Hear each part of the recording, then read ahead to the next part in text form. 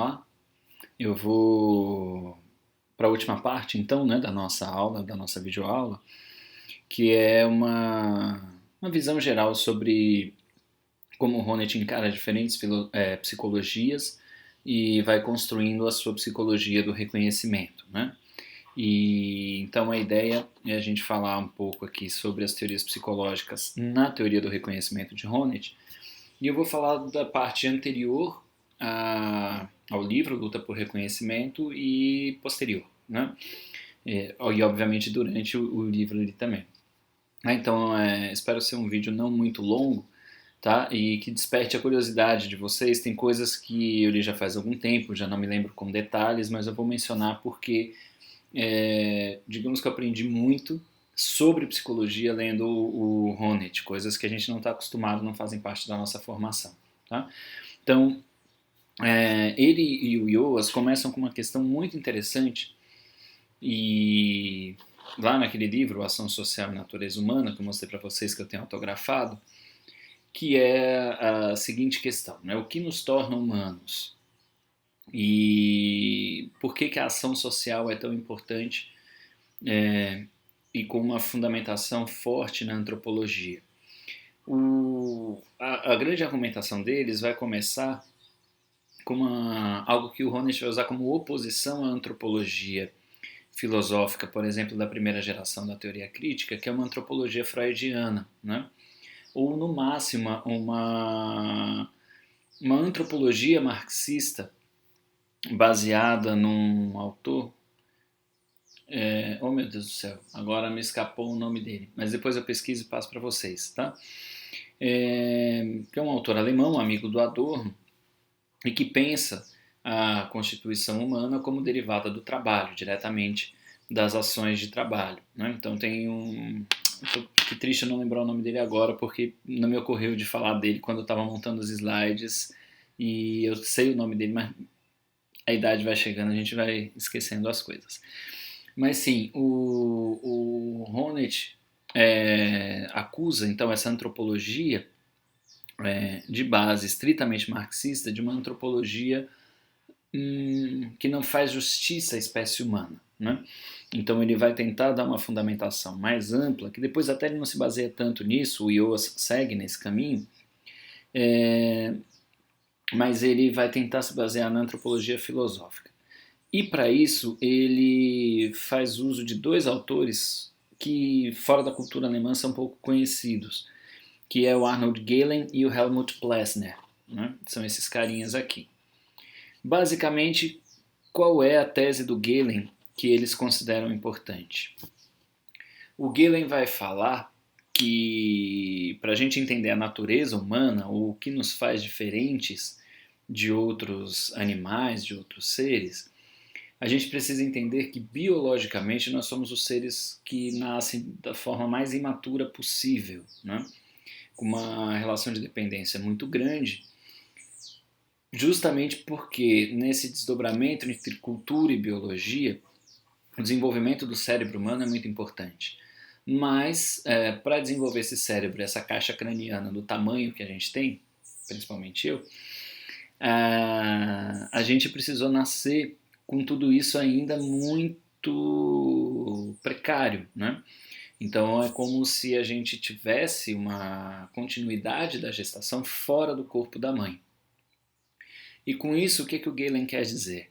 Essa prematuridade humana, né, acaba sendo uma condição tanto da evolução em termos de desenvolvimento neurológico e cerebral, quanto de uma questão básica que é a gente não ter instintos.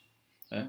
O Galen questiona, inclusive, diz que o conceito de instinto é muito impreciso, mesmo na biologia, mas que em alguns animais é possível a gente acreditar na existência de instintos, que são basicamente o quê?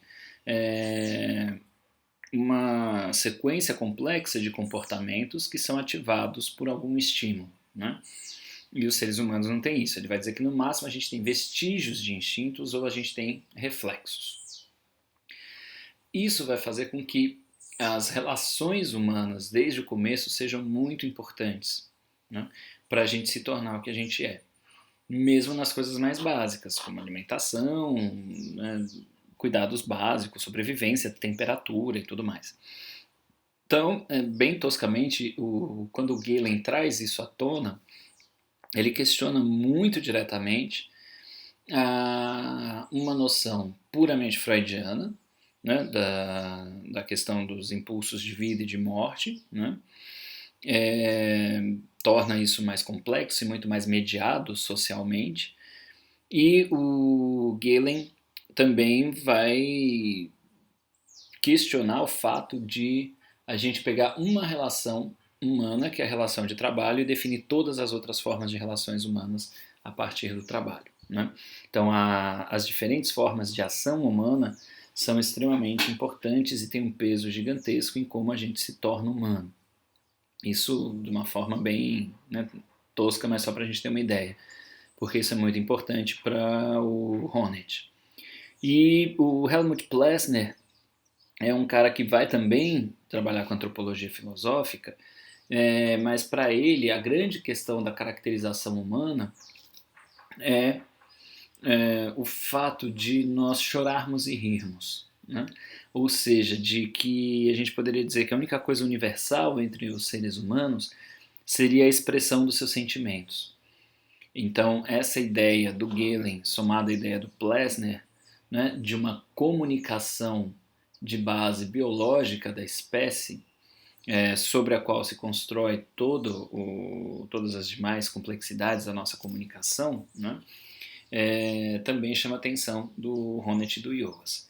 Agora, apesar de serem autores que eles usam como base, né, para tentar colocar o corpo nessa história, a expressão corporal, os gestos corporais, as nossas expressões faciais e todas essas comunicações e relações desde muito cedo, para eles, tanto o Galen quanto o Plessner fundamentam a antropologia filosófica de uma forma interessante, mas ainda muito monológica, né?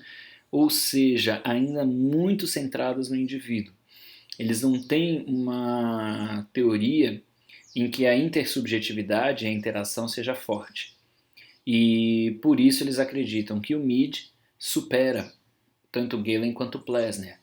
Porque para o Mead, a gente tem passagens em que o Mead fala disso, as próprias necessidades fisiológicas humanas, desde muito cedo, são mediadas por questões sociais e são mediadas pelos papéis sociais. Né? E a criança, desde muito cedo, tem a relação com isso, e essas formas de expressão humana só podem ser compreendidas por cada indivíduo quando em interação com outros indivíduos. Né? Então, basicamente, o que o Galen e o Plessner falam, o Mead já falava, e eles são relativamente contemporâneos. O Galen, eu acho que o principal livro do Galen é dos anos 20, né? Praticamente um século. O Plessner, eu acho que é dos anos 30, 40, e o Mead é por ali também, né? Anos 10, 20 e 30. Então, o Mead é como se juntasse as qualidades do Galen e do Plessner, mais essa possibilidade de pensar a intersubjetividade, que para eles é muito importante. Né? Então eles basicamente estão fundamentando o conceito de ação como um conceito sempre de uma ação social, porque ela vai ser sempre carregada desses sentidos biológicos e sociais na ação do indivíduo e na interação com outros indivíduos. E é isto o que vai possibilitar a nossa constituição, a nossa autoconsciência, e a gente vai ver como é que o Mead pensa isso a partir do brincar, né, de uma ação lúdica, e como através da ludicidade, né, e desse crescimento humano, a gente também vai incorporando leis, direitos, deveres e a criatividade, a possibilidade de transformar isso, que torna o mundo complexo dos direitos e dos direitos humanos, né, em torno do reconhecimento. Então, essa ideia básica do Galen, do Plessner e do Mead, para o Honneth e para o Ioas, se torna a base teórica deles. Né? E é a partir disso que eles começam a avaliar um bocado de outras teorias. Eles fazem um caminho bastante complexo, né? Logo no começo do livro. Então eles começam assumindo uma posição marxista, porém já com contribuições do feminismo, do pensamento ecológico, isso eles estão lá no começo dos anos 80, né, trazendo essas ideias para essa tentativa de organização dos pensamentos deles em conjunto, né, e ao mesmo tempo eles dizem que Marx faz uma opção por uma redução metodológica que se torna um reducionismo do marxismo, né? Então, quando Marx se centra na economia, é porque ele precisa fazer isso metodologicamente. Só que os marxistas que podiam ampliar a obra de Marx acabaram tomando isso como ponto de partida e nunca mais saíram dali. Essa ideia faz com que eles voltem, por exemplo, para Feuerbach e para Hegel, né? Para tentar mostrar como a comunicação, como essa ideia de uma antropologia filosófica fazia parte das discussões do Feuerbach e de Hegel, e eles pretendem dar continuidade a isso como uma forma de superar alguns sistemas que eles já analisam nesse livro, como o do Norbert Elias, sobre o processo civilizatório, como o do Foucault e como o do próprio Habermas, né? Então eles estão fundamentando toda a teoria deles nessa ideia de ação que fala sobre o ser humano de uma forma diferente de como falam os psicanalistas, de como falam os comportamentalistas, de como falam os humanistas, né, tentando construir a partir de Mead, desse paradigma comunicacional e formativo das necessidades humanas, a base de toda a teoria deles da ação e da ação social, que vai ser o embasamento da sociologia, da filosofia e da psicologia deles. Essa ideia é bem central, por isso que eu estou falando dela aqui, tá? A partir desses autores. Bom, o que acontece então? Eles vão visitar, como eu falei, várias psicologias, né? Fazem uma revisão de literatura gigantesca e vão falar de gente que a gente nem tem acesso, ou tem pouquíssimo acesso. Então, por exemplo, eles falam vão para a psicologia marxista, né? Para tentar dar conta disso, para tentar dar conta dessa proposta teórica que eles estão colocando. E eles falam do Klaus Holzkamp, que é um psicólogo marxista alemão, e em que eles apontam diversos limites, né, no pensamento dele. Eu nem sei expor aqui para vocês quais seriam esses limites, precisaria revisitar a obra, né? Eles falam de um psicólogo francês que tem uma certa popularidade entre os marxistas brasileiros, que é o Lucien Sèvres, que a gente provavelmente nem vê nas nossas graduações. Eu fui ouvir falar do Sèvres no livro deles, e aí eu fui ver que tinha gente estudando no Brasil, né? Mas é muito difícil encontrar obras do Sèvres. O Baró cita o Sèvres, né? A Maria Helena Pato cita o Sèvres, mas eles acreditam que o Sèvres tem algumas limitações também por ficar muito no modelo do trabalho e, se não me engano, por uma influência do Althusser, né? E então eles acham que assim, eles procuram colaboração, né, a partir desses autores e não encontram.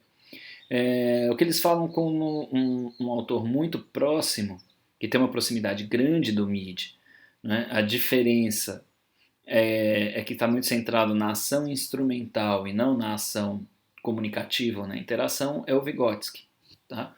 Que dizem eles que até para a questão de ser tão marxista, como ele tinha que ser, inclusive, o Vygotsky consegue desenvolver muita coisa em relação com a linguagem, né, com uma filosofia da linguagem, uma psicologia da linguagem, e o Vygotsky tem no conceito dele de atividade algo que interessa muito a eles, que é muito próximo do que eles estão desenvolvendo como conceito de ação social. O problema é justamente a ênfase marxista na ação instrumental, né? Bom, depois eles fazem breves comentários sobre os limites da psicanálise. De Freud, eu acho que fica evidente pelo que a gente já falou antes, né? O modelo das pulsões de Freud para eles não funciona, eles adotam o modelo das necessidades a partir de uma antropologia marxista, e para isso eles têm capítulos grandes sobre o conceito de necessidade em Marx, começando por uma leitura da Agnes Heller, né, que é uma filósofa húngara, do Lukács, da Heller, mas principalmente do Georgi Marcus. né, que é um cara que, segundo eles, melhor sistematizou o que seria essa antropologia marxiana, uma antropologia das necessidades mesmo, né, o conceito de necessidades como aquilo que motiva e move o comportamento humano ou a ação humana, e por isso, para eles não faria muito sentido, né, uma dedicação maior a Freud. O Honneth até volta a alguns textos de Freud mais recentemente, mas não é um autor central, né, no pensamento dele. E neste livro eles fazem um breve comentário sobre o Lacan, né? Principalmente porque, como Lacan tem essa aproximação da linguagem, mas uma filosofia da linguagem que eles também não consideram lá muito fértil, né, baseada no Lévi-Strauss e no Saussure, eles comparam o Lacan ao Lorenzer. O Lorenzer é um psicanalista alemão que era muito próximo do Habermas, tá? E para eles o grande impasse está no conceito de inconsciente, nesse livro. Para eles, pensar o inconsciente com uma lógica própria e com operações próprias é algo que não faz muito sentido, não se sustenta muito, né? E entendo eu que é o que eles atribuem ao Lacan. E, por outro lado, eles pensam o inconsciente a partir de uma noção mais do Lorenzer, que tem a ver com aquelas experiências que não conseguiram significação, né? Que elas têm alguma forma de impressão minêmica, mas sem uma lógica própria, sem uma construção própria, né? E isso é como Lorenzer constrói, e eles têm uma influência grande também do Cornelius Castoriadis, que, para quem não conhece, vale a pena. É um filósofo grego que vai para a França muito cedo, funda a revista Socialismo à Barbárie, faz uma crítica muito grande ao marxismo soviético e ao Partido Comunista Francês, e propõe um pensamento revolucionário sem ser marxista, né, por conta dessas nhacas ali da época, e também faz críticas muito fortes à escola francesa de psicanálise e propõe uma leitura da psicanálise mais próxima das instituições e de uma leitura mais institucional, né? Então, e é um matemático também, ele faz críticas severas à tentativa do Lacan de botar matemática no meio da psicanálise, que ele considera bem tosca, né? Mas aí, se vocês quiserem, depois no momento fofoca eu passo as referências, mas só para dizer que eles passam por ali, né? Sobre Lacan, depois não, né? Mais ou menos na mesma época, mas o Honneth não dedica um texto, né? Ou um parágrafo que seja a falar expressivamente sobre o Lacan. Ele tem uma nota de rodapé em que ele menciona que a forma como Lacan pensa o reconhecimento, né, a forma como Lacan pensa a constituição da subjetividade, né, pelo estágio do espelho principalmente, é muito influenciada por uma leitura do Sartre e da visão especular que o Sartre constrói em O Ser e o Nada, que para o Honneth é uma distorção muito grande do que seria o reconhecimento em Hegel, então por isso ele também não dedica muitas páginas, ele só indica isso e não desenvolve. Tá? Bom, seguindo então, né? Como eu falei nesse contexto, o Hans Joas escreve um livro tentando apresentar o MID melhor do que o MID foi apresentado pelos alunos dele e pelo Habermas. Então, nessa mesma época, nos anos 80, o Joas, desculpem, escreve um livro sobre MID em que ele diz o Morris, que organizou o livro do MID, chamou o MID de um behaviorista social, né? E ele diz que isso é um desfavor ao MID, que a melhor forma de entender a teoria do MID seria dar um nome a ela que o próprio MID não deu, mas que o Joas acha mais adequado, que é o de intersubjetividade prática. Basicamente o que é? O MID está falando da ação social como um processo intersubjetivo o tempo todo e ético o tempo todo. O prática aqui é no sentido kantiano, né, no sentido da praxis, do pragma, do pragmatismo, né, em que a ideia é a de que a organização da vida humana, uma organização de uma vida boa, é o grande objetivo e isso se constrói só intersubjetivamente, tanto na colaboração quanto no conflito que possa transformar e criar algo novo, né? Então o MID se torna para eles o grande teórico, né? Mas o Honneth, um pouco mais adiante, começa a admitir que falar sobre afetividade, e na verdade sobre política também, né? Para eles, os dois pontos fracos do MID seriam justamente uma concepção política mais ou menos ingênua, né? E otimista demais em alguns momentos, e por outro lado, uma dificuldade ou uma ausência, uma lacuna sobre a afetividade, que chama tanta atenção deles por conta do Plessner ali, por conta do expressivismo hegeliano, como a gente já falou.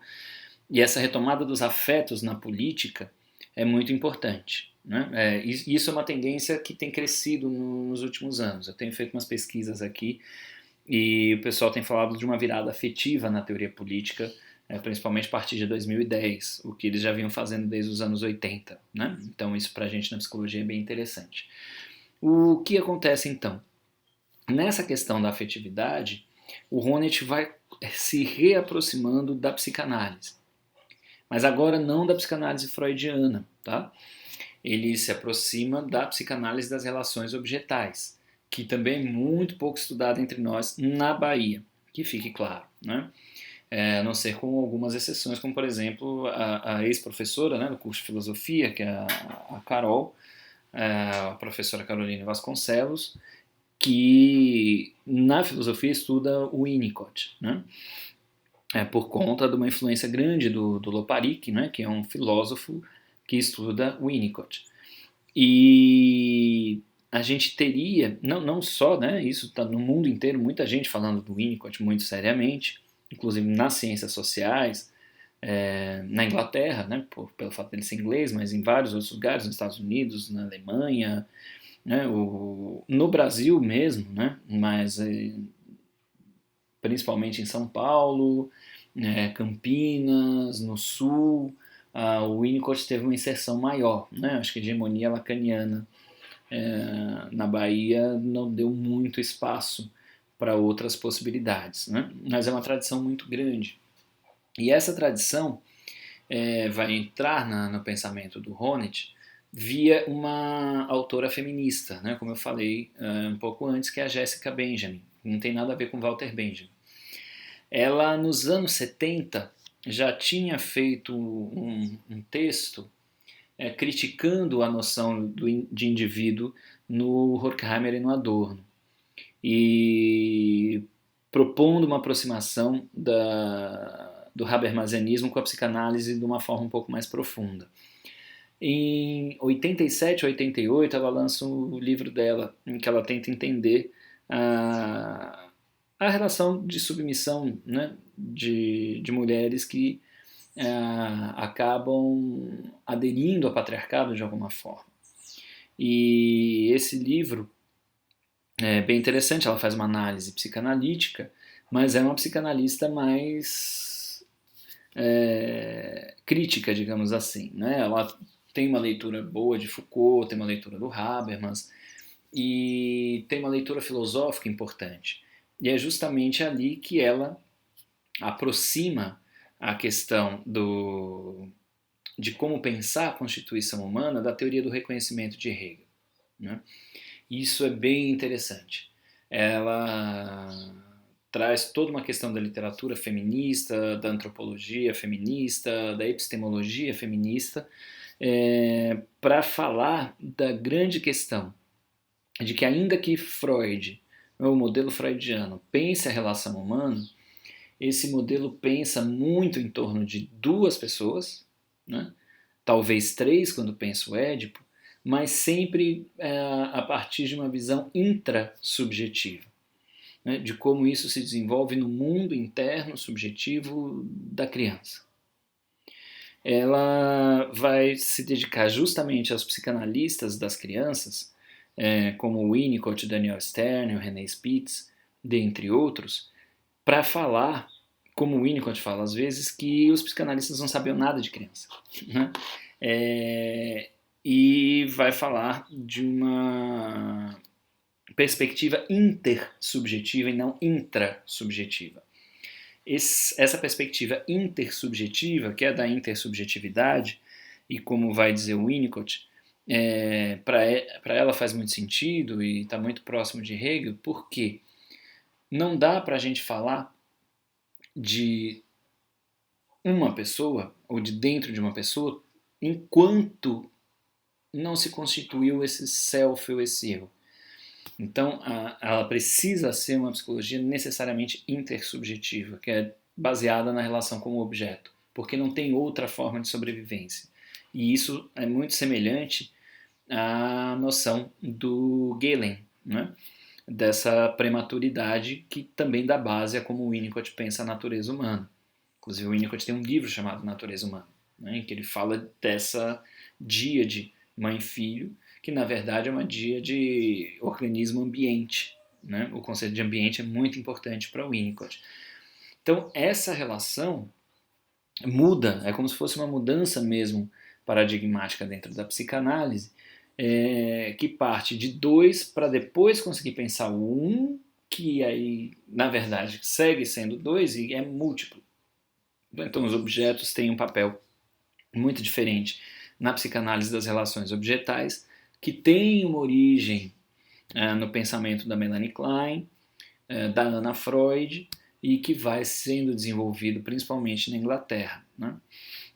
E não só, mas também por psicanalistas alemães, austríacos, em seus lugares, mas principalmente por aqueles que tiveram que sair por conta do nazismo e desenvolveram seu pensamento nos Estados Unidos, na Inglaterra e em outros países. Tá? Então, essa ideia é bastante importante e vai fazer com que o Honneth comece a trazer para dentro do campo da psicologia do reconhecimento uma possibilidade de pesquisa empírica. Então, ele é relativamente irônico em um texto, acho que no próprio Luta por Reconhecimento, quando ele fala de uma psicanálise aberta à pesquisa. Né? O que dá a entender que tem uma que não é aberta à pesquisa, né? Que vive no mundo dela, construindo suas teorias.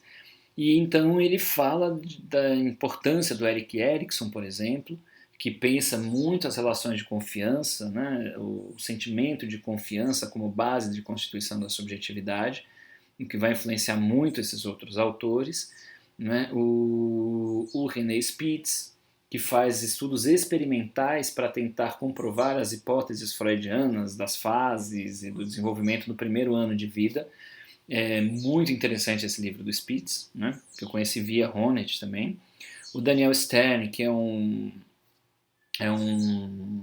psicanalista e pesquisador mais recente e que fala muito dessa relação mãe-filho de uma forma bonita, como a Jessica Benjamin coloca. Ela faz uma crítica ao Winnicott, que fala...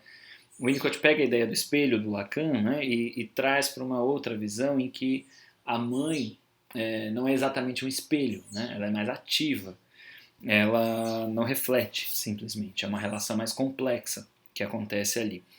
E o Daniel Stern, ou seja, são dois agentes, né, não existe essa coisa, essa imagem meio parada, né, eles fazem uma crítica disso.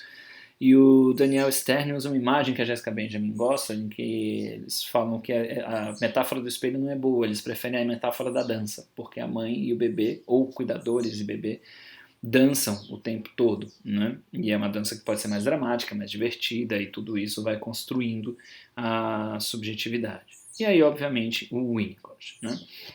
Então, para eu ir encerrando, falar mais rápido de algumas coisas que ficam para o nosso bate-papo e para as próximas aulas. Primeiro, uma ideia que algumas pessoas vêm trazendo dessa relação, então, de que no Honneth o Winnicott começou a assumir uma importância maior do que Mead. Eu tendo a discordar um pouco dessa tese. Tá? Por quê? Porque Mead é central, é construtor da teoria. Ele está lá nos pilares e o Honneth segue usando conceitos do Mead.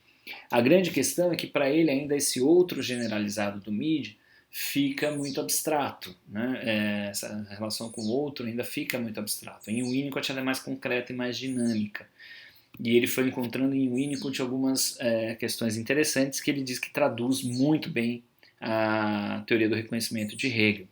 Mas tem textos em que ele afirma claramente, assim, as teorias de Winnicott e de Mead são absurdamente parecidas.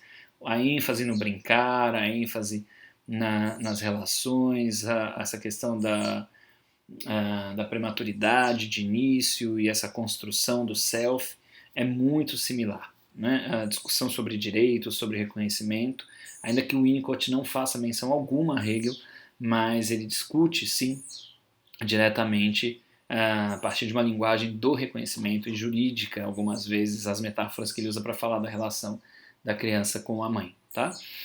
Então, essa é uma polêmica relativamente recente, né? Só para contextualizar vocês. E mais algumas polêmicas, e juro que esse é o último slide que eu vou terminando em 5 minutos. Talvez a mais forte seja dos psicanalistas que falam que o Honneth trabalha com o Winnicott, que o Winnicott é muito fofinho, muito bonitinho, mas a negatividade, o conflito entre o biológico e o social, entre a pulsão de morte e a sociedade se perde. O que o Honneth acha muito esquisito quando ele discute isso. Quem discute isso diretamente com ele é o Joel Whitebook, que é um psicanalista estadunidense, que é o principal opositor do Honneth nesse sentido. É amigo dele, mas eles vivem brigando por causa dessa questão. E o Honneth tenta mostrar como essa questão do negativo na psicanálise se faz presente no pensamento do Winnicott como uma solução que ele considera melhor do que a que o Whitebook tenta mostrar. A gente tem uma versão brasileira dessa briga que é representada pelo Vladimir Safatli, né? Que é bem conhecido, ele escreveu livros de apresentação do Lacan, ele tenta aproximar Lacan de Adorno, né? E ele tem uma fala mais polêmica, ele diz que existem esses psicanalistas que acreditam que tudo vai dar certo se a criança for bem segurada no colo, né? Como se houvesse uma alienação de todo mundo político, da dominação e etc. E ele tem trabalhado com o conceito de reconhecimento, negando ou criticando, vamos dizer assim, essa versão do reconhecimento mais comunicativa e propondo uma leitura do reconhecimento a partir dessas relações de desigualdade e de constituição do inconsciente. Então, para ele, o Honneth é um autor bacana, traz algumas ideias interessantes, mas muito focado numa visão otimista de mundo e contrária ao lacanismo e a visão adorniana. Então, o Safatli no Brasil vem defendendo essa outra versão do reconhecimento, que está mais próxima da Judith Butler, oh meu Deus do céu, do filósofo polonês que todo mundo gosta, do Zizek e coisas do tipo. Tá? Então essa é uma briga mesmo, e o pessoal tem editado livros agora, saiu um ano passado, sobre a briga entre kleinianos e lacanianos, né? E as pessoas tentando dialogar dentro dessas questões assim. Então isso acontece no mundo todo, na Bahia nem tanto, porque é uma hegemonia lacaniana, mas saibam que tem outras possibilidades. Né? E aí o Honneth, num texto mais recente, acho que já de 2012, se eu não me engano, em que ele escreve alguns ensaios sobre psicanálise, ele começa a apresentar uma possibilidade de falar sobre uma psicanálise de grupos, né, como algo importante para a leitura dos contextos institucionais. Então ele se aproxima de um psicanalista estadunidense, que é o Otto Kernbeck, que é um dos grandes nomes que fala dos casos limítrofes ou borderline, né, foi um dos grandes teóricos que inovou, né, sobre essa temática. O Michael Balint, que é um psicanalista húngaro da escola do Ferenczi, né, que é bem interessante também, e o Wilfred Bion, que é um indiano inglês, que é o grande clássico das teorias de grupo, lá desde a Segunda Guerra Mundial, e que tenta fazer uma leitura do inconsciente grupal, desenvolve técnicas e teorias sobre o inconsciente do grupo e como é que a gente pensa certas patologias grupais e certas possibilidades de intervenção para que os grupos consigam efetivamente trabalhar e produzir coisas importantes, serem criativos e tudo mais, que é muito interessante para a gente pensar as lutas por reconhecimento. Né? O Honneth não se aprofunda nisso, mas dá algumas dessas ideias e alguns outros. Ele lê muitos psicanalistas que a gente tem pouco acesso no Brasil por conta, a gente já sabe, das tradições daqui. E aí duas polêmicas que eu acho que são interessantes para a gente conversar mais, e aqui eu só vou indicar. Uma delas é se Honneth é eurocêntrico, né? Saiu um livro há pouco tempo falando de como o Honneth e o Habermas precisam ser decolonizados, né? Escrito por uma pensadora estadunidense, que é a Amy Allen, e quando ela propõe a decolonização do Honneth e do Habermas, ela faz isso com Foucault e com Adorno. E eu fiquei curioso, né, com uma baita de uma interrogação, porque como é que você decoloniza, você tira o eurocentrismo dele com dois autores europeus, né? Isso é engraçado, e quando ela fala de psicanálise, que ela é bem voltada para discussões psicanalíticas, ela fala da Melanie Klein e de uma volta ao conceito de pulsão de morte em Melanie Klein. Para mim também não faz muito sentido. A gente vai discutir um pouco disso quando estiver falando do Winnicott. E eu achei isso curioso, né? E daí eu acho que vale a pena a gente pensar em como, ao invés de pensar como uma estadunidense pensa a decolonização do Honneth, a gente ver como na América Latina isso se dá. Então eu estava escrevendo um texto há pouco tempo, baixei aqui uns artigos de latino-americanos falando sobre o Honneth, e no geral o que a gente tem é uma ideia de complementaridade, né? Como eu falei do Auerval, de alguns outros autores que inclusive pensam as lutas indígenas por direitos, eu acho que no Chile, né? E tem alguns outros grupos pensando, né, no México, em alguns outros lugares, se dedicando à teoria do Honneth e dizendo que, claro, é uma teoria com potencial muito bacana, uma boa leitura atual da teoria crítica, mas não vinculada ao contexto latino-americano. E então eles propõem estudos interculturais, né, e uma aproximação de, das questões latino-americanas e de uma construção própria latino-americana sobre a teoria do reconhecimento. E daí eu acho interessante a gente pensar, e esse tem sido o nosso projeto mais recente no grupo de pesquisa, né, no grupo de estudos, é a gente estudar a psicologia latino-americana e ver como ela pode dialogar com a teoria crítica de uma forma geral e com a teoria do reconhecimento.